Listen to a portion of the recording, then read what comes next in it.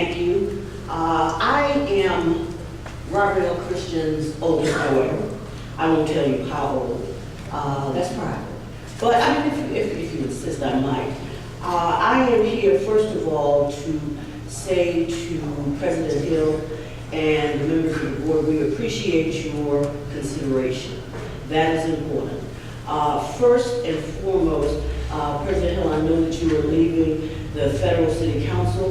Our city is saddened at that loss. I understand you must move on. And I am certain that there will be retirement parties. They might even retire your jersey, as they do with athletes, etc. Unfortunately, that did not happen with either the Robert L. Christian Library or the James Mercer Library. They were closed, no mention, nothing in the history. And that is why I am so grateful to Ms. Gilbert and Commissioner Mack, because their vision is a big one. When they called and said, would you mind, or how would you feel about our asking to have the Rosedale Library named in honor of your father? I was like, oh, that's absolutely fabulous, but I realized they hadn't finished the sentence. And John Mercer Langston. What makes that so important is it's the merger, it's the bringing together, it's the fusion. It is looking at community libraries, two libraries that were workhorses for 40 years. They were closed with no kind of goodbye, no kind of kudos, and I know the Federal City Council is going to do better than that. But nothing to say, you served us all of this time. Our communities throughout the city and throughout every urban area in the United States are transitioning. So you need to have a history in place so that when the newcomers arrive, that they understand something stood there, something was there prior to their arrival.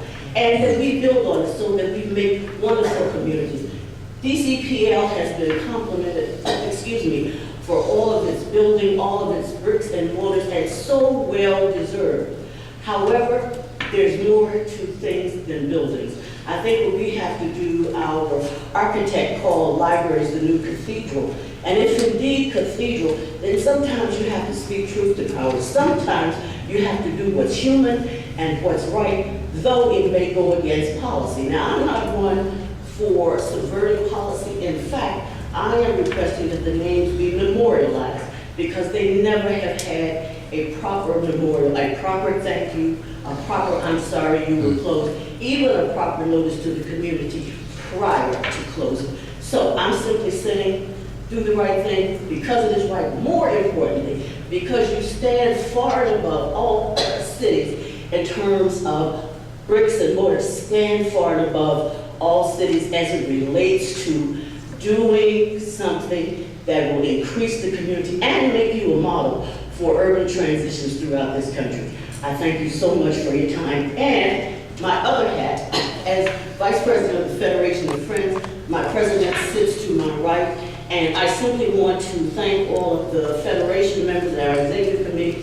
for voting unanimously to support the memorialization of the names Robert L. Christian and James Mercer Langston at the new Rosedale Library. Thank you for your time.